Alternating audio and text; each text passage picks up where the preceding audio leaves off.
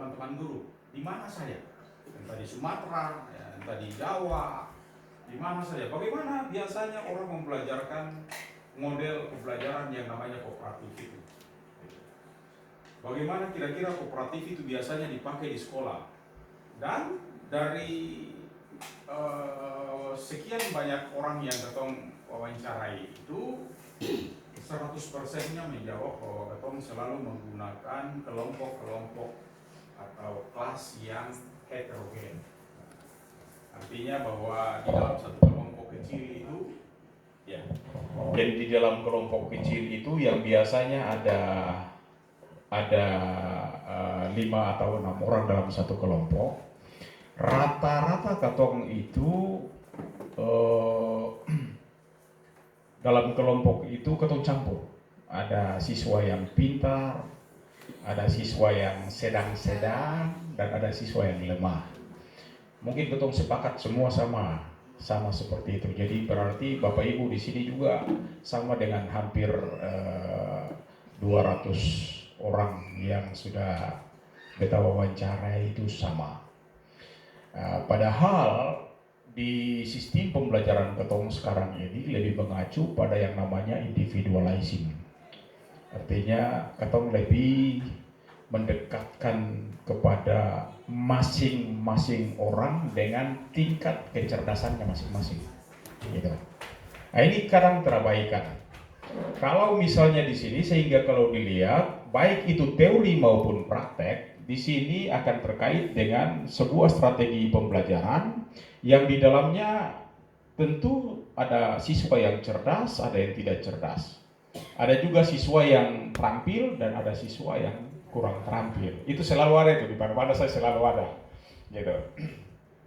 Dan untuk mencapai tujuan pembelajaran yang baik ini, ya, ketong ada sejumlah manfaat, dan ya strategi yang ketong gunakan ini adalah yang tadi dikatakan homogeneity psychocognition itu atau HPC, homogeneity psikokognisi, gitu.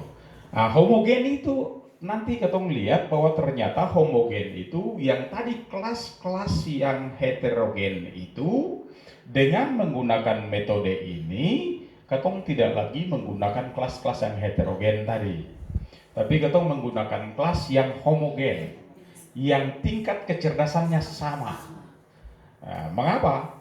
Karena selama ini kalau ketong gabung dengan orang-orang yang memiliki, ada yang pandai, ada yang tidak pandai, maka hampir-hampir siswa-siswa yang tidak pandai itu tidak bisa bicara apa-apa. Karena selalu didominasi oleh siswa-siswa yang cerdas, siswa-siswa yang pandai. Di lapangan juga begitu. Di lapangan juga ada siswa yang skillnya bagus sekali, keterampilannya. Oh, main volley jago, main bulu tangkis jago, suruh pergerakan-gerakan motoriknya jago, suruh mengguling, mungkin tua biasa suruh mengguling, siswa cepat sekali. Tapi ada siswa yang mau mengguling, mau kasih masuk, taruh kepala, mau tunduk, saya yang bisa. Nah, itu ketong jumpai yang seperti itu. Sehingga ini menjadi dasar untuk ketong bertiga ini bagaimana mendesain sebuah strategi pembelajaran yang bisa mengakomodasi mereka yang dianggap lemah-lemah ini sehingga tidak tertinggal, gitu. Nah, jadi kalau ketong belajar dari teori-teori, nanti mungkin kalau sebelum nanti masuk di sana, supaya ini kalau ketong melihat ini tuntutan untuk siswa, ya, keunggulan lulusan di abad 21. Sekarang ketong ada di abad 21. Orang bicara tentang revolusi industri 4.0 atau 4.0. Tapi sekarang justru Jepang sudah mulai dengan revolusi industri 5.0.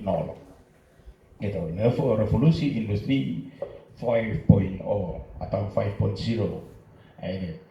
Kalau nanti ketong berada di abad 21 ini, maka lulusan-lulusan ketong ini akan terkait dengan ini. Seorang lulusan itu diusahakan bisa menyelesaikan masalah pribadi. Bagaimana mereka harus menguasai teknologi. Jadi teknologi, coba Bapak Ibu lihat sekarang ini. Kalau ada pandemi, Katong semua ini hampir enjoy, gitu. Mau bilang Zoom, semua santai, semua bisa Zoom. Nah, mau buka YouTube, katong mau mengajar pakai YouTube, bisa tinggal buka settingan apakah lampu menyala bagus kaseng, internet bagus kaseng, sekolah pun wifi ada kaseng, kan begitu. Nah, jadi rata-rata katong ya. Tapi ini di samping katong kecewa dengan adanya COVID, sebenarnya katong harus bersyukur juga. Gara-gara COVID itu katong menguasai literasi digital. Ya, anak-anak murid juga lincah main HP. Katong guru-guru ini yang sudah hampir tak peot-peot mata susah betul satu ini, tetap juga terpaksa harus utak-atik laptop, utak-atik program, utak-atik yang sekarang orang bilang pakai Zoom, pakai segala macam. Nah, di kampus juga begitu. Ya. Jadi ini bagian dari bagaimana katong ada di revolusi industri 5.0. Ini katong wajib untuk menguasai yang namanya teknologi. Jadi keterampilan katong untuk jadi ke depan ini ya dia tidak akan berhenti nih. Di mana-mana saja ketika katong susah sempat untuk meskipun nanti pandemi COVID ini sudah berakhir, tapi tidak bisa menjamin apakah luring daring ini masih tetap jalan. Kemungkinan besar akan ada mix. Jadi kalau sekarang mix istilahnya apa ya Bu Alen? Mix antara luring dan daring. Jadi moda luring, moda daring gitu ya. Jadi nanti mungkin dalam satu waktu katong mengajarkan secara tatap muka langsung, tapi dalam kesempatan berikut mungkin katong ada di media-media dengan menggunakan teknologi yang ada. Ini bisa saja terjadi, sehingga katong diperhadapkan pada revolusi industri yang sekarang. Tetapi di sini pun diharapkan di katong masing-masing ini kan punya kompetensi sendiri-sendiri. Ada di agama sendiri, ada di penjas sendiri, ada di matematika sendiri, di biologi sendiri, di IPA sendiri. Ini tidak boleh dilepaskan bahwa ini merupakan basic yang harus tetap menjadi komponen utama untuk bisa mengembangkan ke yang lainnya. Itu di situ ada tulis di situ basic skill. Ini merupakan kemampuan kita. Nah, katong punya di era ini juga katong wajib bisa menguasai komunikasi secara baik. Kalau bisa dengan beberapa bahasa. Katong juga kadang mengabaikan bahasa daerah. Padahal bahasa daerah itu termasuk bahasa asing. Katong beranggapan bahwa bahasa daerah, kalau bahasa asing itu cuma bahasa Inggris saja. Gitu. Kalau di dalam skripsi, penulisan terkait dengan penulisan bahasa asing itu kan semua ditulis miring, dicetak miring. Gitu. Artinya bahasa asing itu bukan bahasa Inggris saja, ya bahasa Arab, ya bahasa Mamala, bahasa Morela, bahasa katong di Tanimbar sana, kan semua itu. Gitu. Bahasa-bahasa itu semua bisa katong di kampung-kampung sana, di KKT, beta orang KKT soalnya, orang Sumlaki sana. Itu bahkan ada bapak ibu guru yang melarang anak-anak itu tidak boleh bahasa daerah di sekolah. Nah, padahal itu saya boleh, karena itu bahasa itu menentukan identitas bangsa. Jadi seharusnya katong wajib tetap memelihara, menjaga karena itu kekayaan budaya itu bahasa-bahasa itu. Nah, di sini ada di komunikasi skill dan di sini ada multilingual. Multilingual ini adalah tetap bahasa harus dikuasai. Gitu. Termasuk juga katong akan berhadapan dengan di era ini katong akan berhadapan dengan siswa-siswa yang kritis. Kalau kritis, maka katong tidak boleh kaget ketika satu saat siswa ada yang protes katong bertanya terus. Ini saya tahu tanya, itu saya tahu tanya. Ada yang kritik. Mungkin juga satu saat dia akan bilang, ibu pemalas. Gitu. Nah, itu artinya mereka kritik. Karena kritik itu terjadi dengan diidentikan dengan alam kondisi yang sekarang katong. Sekarang dong buka YouTube ini sudah tersambung keliling dunia ini. Nah, hanya saja katong perlu ingatkan orang bahwa membuka YouTube itu kadang ada tuntunan, ada tontonan. Yang mana yang menjadi tontonan dan yang mana yang menjadi tuntunan. Nah, buka-buka yang tuntunan itu yang katong mesti ikuti akan baik. Kalau jadi tontonan ya ketong happy saja, ceria, senyum saja gitu. Ya. Dan juga menguasai informasi digital, literasi. Artinya semua literasi digital. Kalau dulu ketong harus masuk perpustakaan dan segala macam. Kalau sekarang tidak perlu, ketong harus utak-atik melalui YouTube, ketong bisa dapat melalui program-program yang lain, Microsoft Office 365. Ketong di kampus pakai program apa itu, Ibu Alen? Ibu Alen, ketong di kampus ada satu program yang untuk kuliah, Google itu. Ada di samping Microsoft Office 365, di program-program 4 itu. Nah itu rata-rata sekarang sudah mulai memanfaatkan itu, dan mahasiswa malah lebih jago karena dong memang ada di alam ini. Gitu. Ya, dan lagi kebutuhan untuk interpersonal, keterampilan pribadi, ketong dan seterusnya. Sebagaimana ini kompetensi lulusan di abad 21. Jadi intinya siswa ini yang akan ketong hadapi atau ketong wajib melahirkan siswa di era ini adalah siswa-siswa yang kritis, kreatif, inovatif, komunikatif, dan menguasai literasi digital secara baik. Nah ini yang diharapkan akan dimiliki oleh siswa zaman now gitu. Nah, maka terkait dengan itu peran pendidikan adalah juga menyiapkan SDM, yang SDM itu otomatis berawal dari orang-orang yang memiliki pikiran-pikiran yang kritis, komunikatif, kreatif, inovatif, menguasai literasi teknologi yang baik. Ya, di sini masih revolusi industri 4.0. Tapi ketong sekarang sudah memasuki revolusi industri 5.0, dan itu dimulai dari Jepang. Ya, mudah-mudahan nanti di era ketong ini binatang apakah itu? Revolusi industri ada 1.0, 2.0, 3.0 sampai sekarang sudah 5.0. Bagaimana dulu orang dari tenaga angin beralih ke tenaga uap, beralih ke tenaga listrik, itu semua itu revolusi industri 4.1 itu sampai sekarang. Gitu. Jadi ini bagian-bagian yang nanti tidak terlepaskan. Untuk di sini ya, model teoretik yang biasanya ketong gunakan dalam satu proses pembelajaran sekarang ini, di sini ada disorientasi pendidikan karena ketong punya metode-metode kadang tidak terlalu tepat untuk bisa dimanfaatkan, karena tadi beta bilang ketong sering mengabaikan individual. Kemampuan individual itu kadang terabaikan. Nah, di sini untuk mencapai mutu dan daya saing yang bagus, ketong butuh variabel antara. Dan variabel antara ini ada 3 hal yang nanti menjadi corong dari HPC atau Homogeneity Psychocognition. Apakah 3 corong itu? Yang pertama di sini ada resiliensi. Ya. Yang kedua di sini ada self-regulate training. Ya. Dan yang ketiga ini ada student well-being. Ya, binatang apakah barang-barang itu? Ya nanti ketong lihat. Ini variabel antara yang menjadi penting untuk menuju kepada homogeneity psychocognition. Nah, resiliensi itu apa? Resiliensi itu adalah kekuatan. Kekuatan siapa? Kekuatan siswa, kekuatan orang per orang, kekuatan pribadi. Gitu. Jadi kekuatan daya, ya, energi positif atau ekstra yang dimiliki oleh setiap individu. Artinya apa? Setiap individu itu memiliki keahlian sendiri-sendiri yang harus seyogianya ketong wajib tahu apa kelebihan anak ini. Oh, anak ini kelebihannya dia paling lincah sekali. Oh, mungkin dia olahraga. Ada yang ini masih SD sudah dengan segala macam kamus tiap hari buka utak-atik YouTube untuk hanya melihat percakapan dalam bahasa Inggris.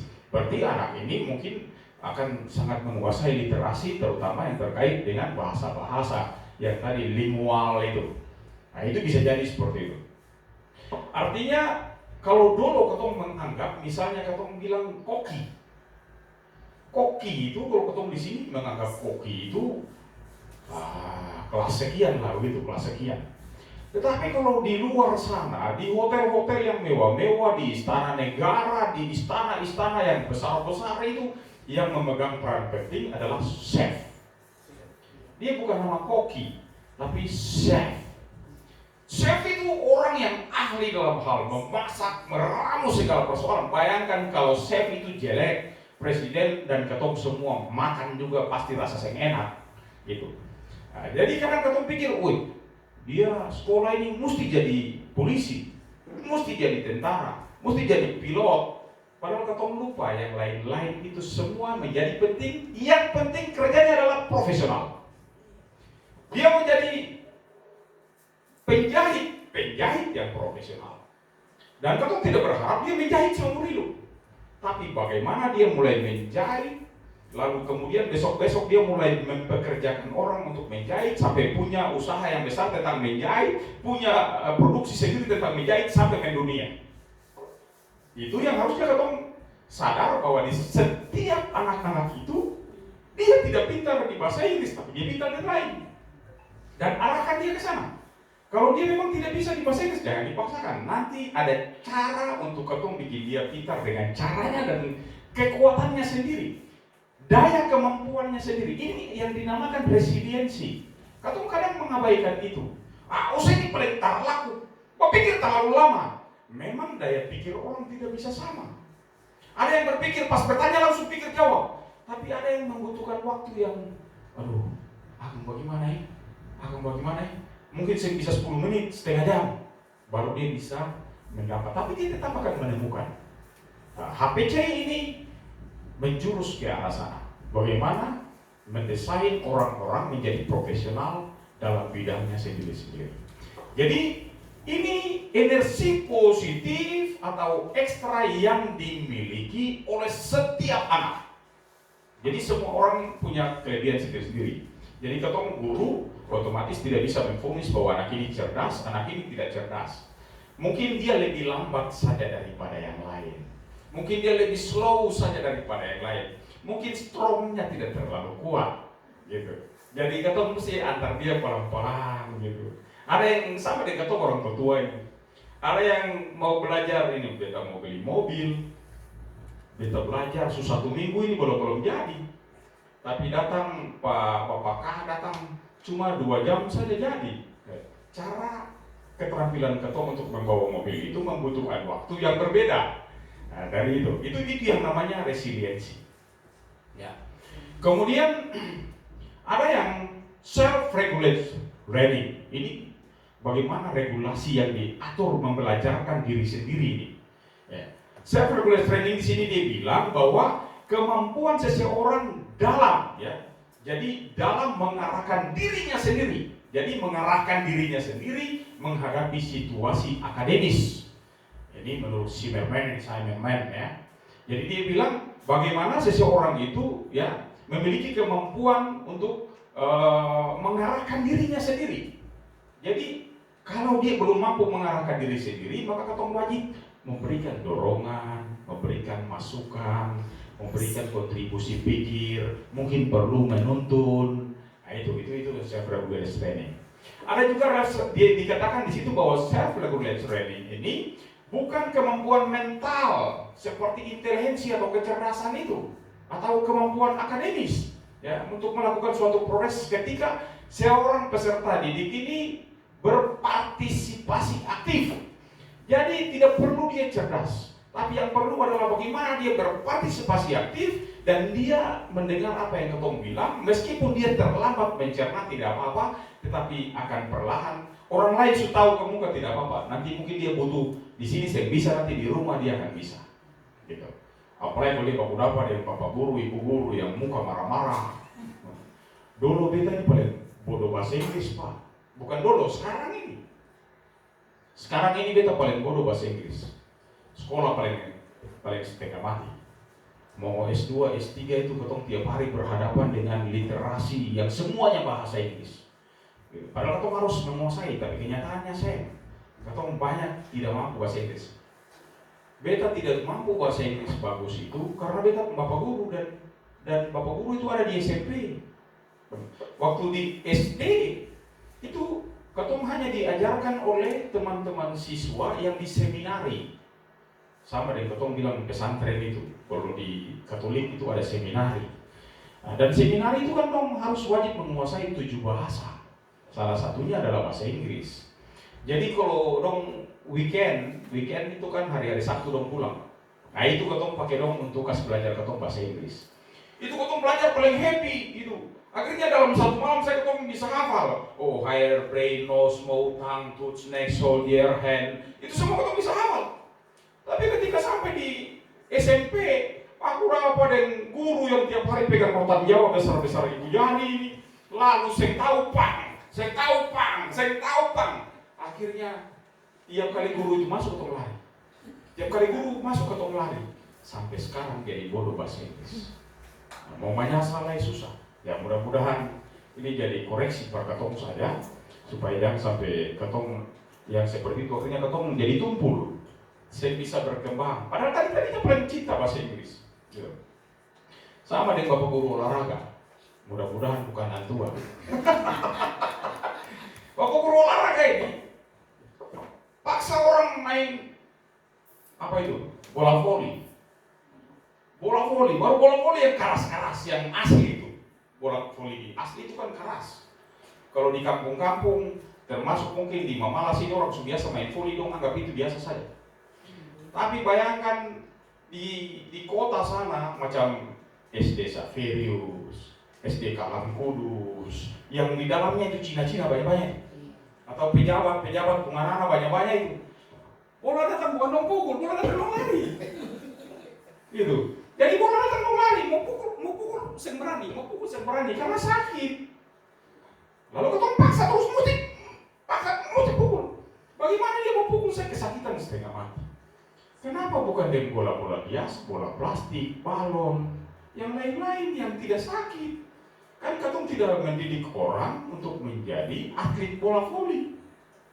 Ketong tidak mendidik orang untuk menjadi atlet senam, jadi ketong pas senam sampai mesti bisa gitu.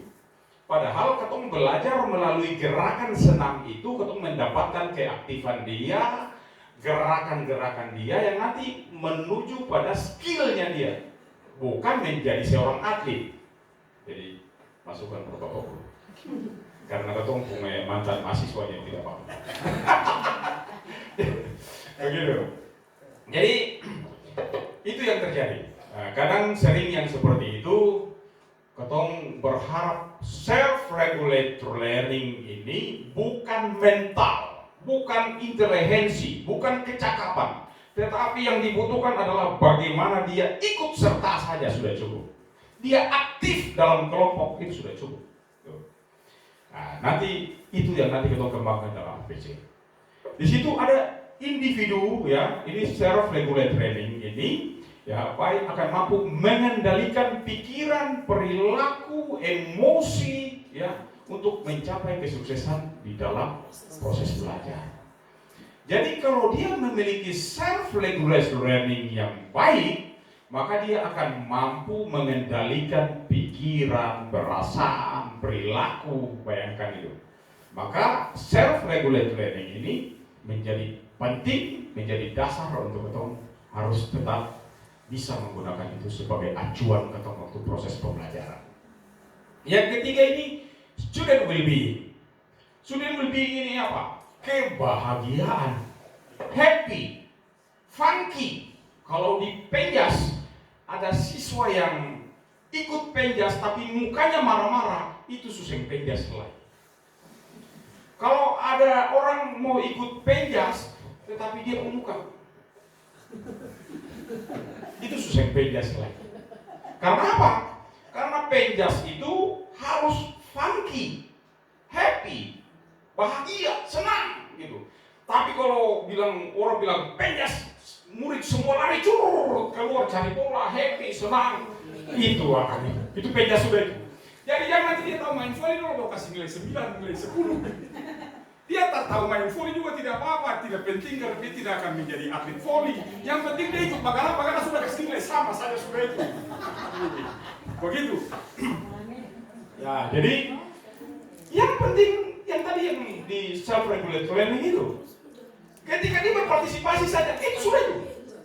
Ketika student well-being, ketika orang ikut pelajaran dan dia happy, dia bahagia, itu akan sudah. Itu yang diharapkan. Jadi kalau ketika siswa bahagia, ini perasaan dan sikapnya pasti positif, gitu. Dia pasti enjoy, dia pasti senang.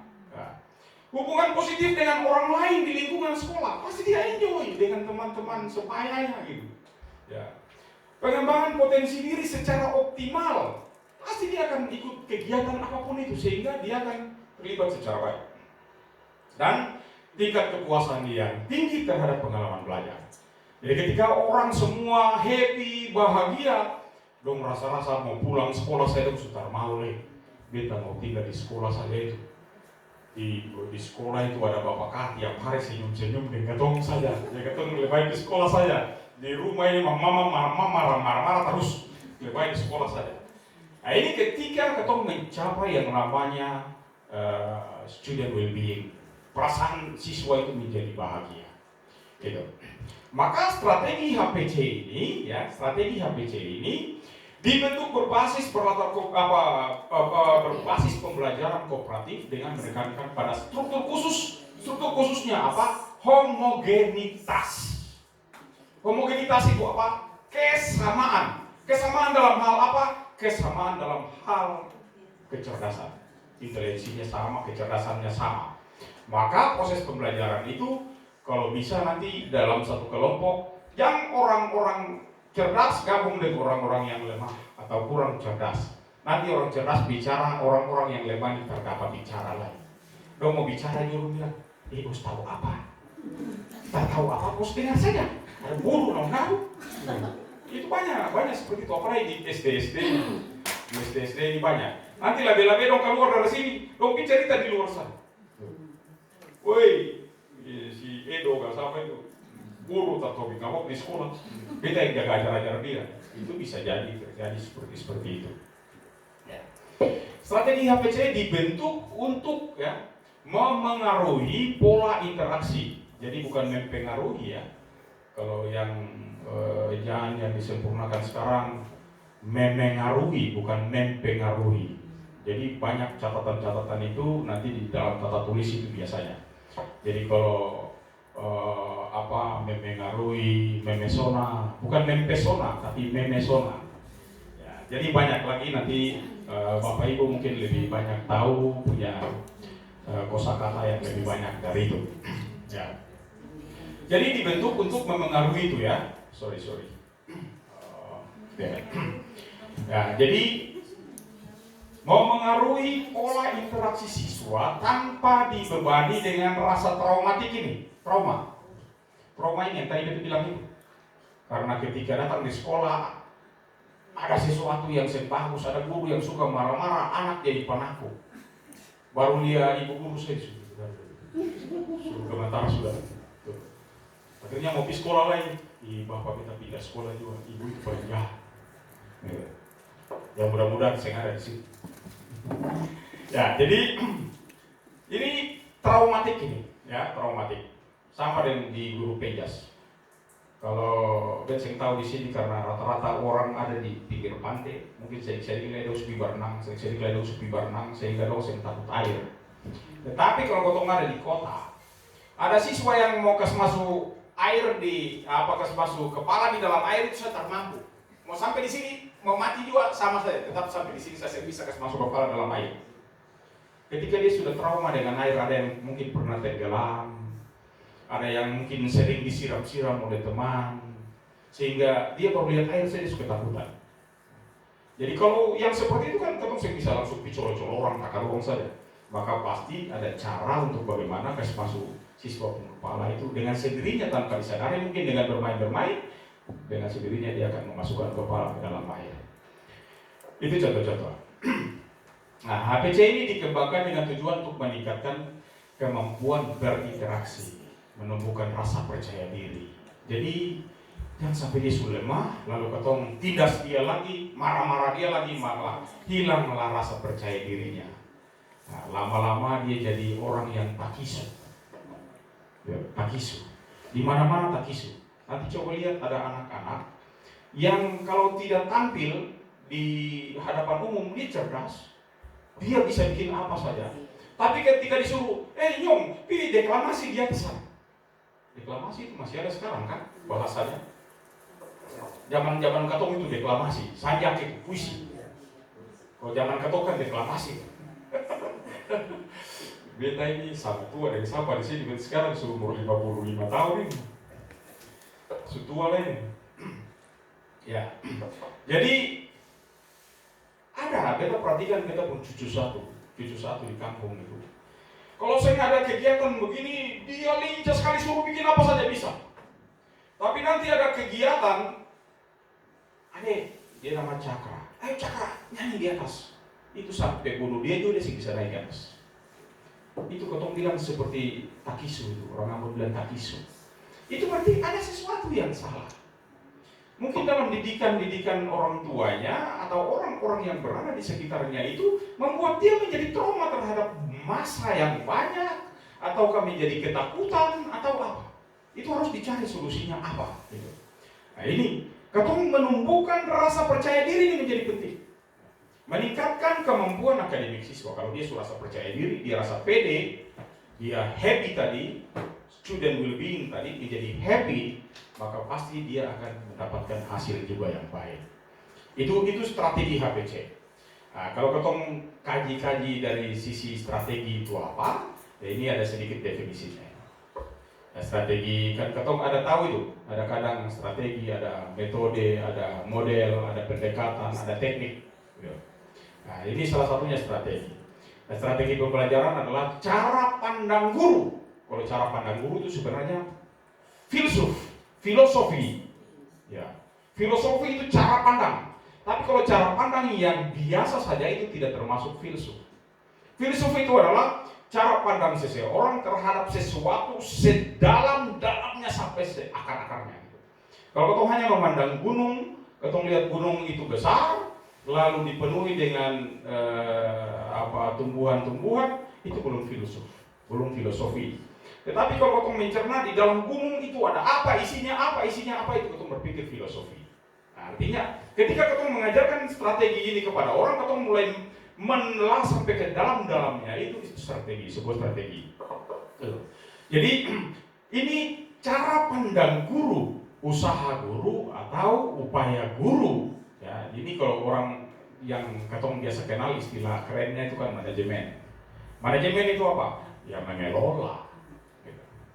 Jadi ketika orang bilang manajemen, ya itu bagaimana dia mengelola, tapi mencapai tujuan bukan oleh ketong. Sekarang beta kepala sekolah, beta mau memanage sekolah ini menjadi peringkat 1 di Maluku Tengah. Maka strategi beta, manajemen beta tularkan kepada Bapak Ibu ini semua untuk melaksanakan di proses pembelajaran. Maka sekolah ini menjadi hebat karena Bapak Ibu itu semua terlibat di dalamnya. Itu berarti Bapak K yang sukses. Itu berarti manajemennya Bapak K yang hebat, sehingga ketong semua mencapai hasil yang baik. Nah, itu manajemennya itu. Jadi strategi itu salah satunya. Nah, lalu strategi itu apa? Strategi adalah ini, mempersiapkan sesuatu pembelajaran yang meliputi apa saja. Mengorganisasi materi, kan ketong sudah bikin tiap waktu itu. Mengorganisasi peserta didik, mengorganisasi bahan, mengorganisasi waktu, mengorganisasi media, juga termasuk fasilitas-fasilitas. Jadi ketong mengorganisasi itu semua untuk mencapai sasaran yang ketong inginkan. Lalu kognisi itu apa? Gitu. Jadi kognisi ini berasal dari bahasa Latin. Jadi orang bilang cognoscere. Nah, itu apa? Artinya sama dengan mengetahui. Jadi kalau dikatakan kognisi itu pemahaman terhadap pengetahuan atau kemampuan untuk memperoleh sesuatu pengetahuan juga. Gitu.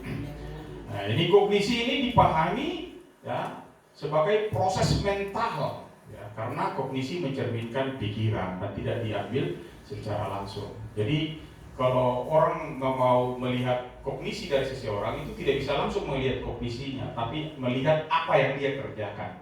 Nah, itu kognisi. Jadi kognisi tidak dapat diukur secara langsung, tapi melalui perilaku yang ditampilkan. Nah, contohnya itu, ya, misalnya kemampuan untuk mengingat angka 1 sampai 20. Nah, itu sudah kognisi itu. Ya.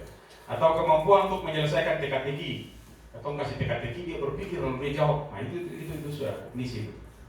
Kemampuan menilai perilaku, apakah patut atau tidak patut bikin sesuatu, itu salah. Kalau dia ketika dia bisa bilang bahwa yang begitu, itu kasar, itu tidak sopan, itu berarti dia kognisinya jalan.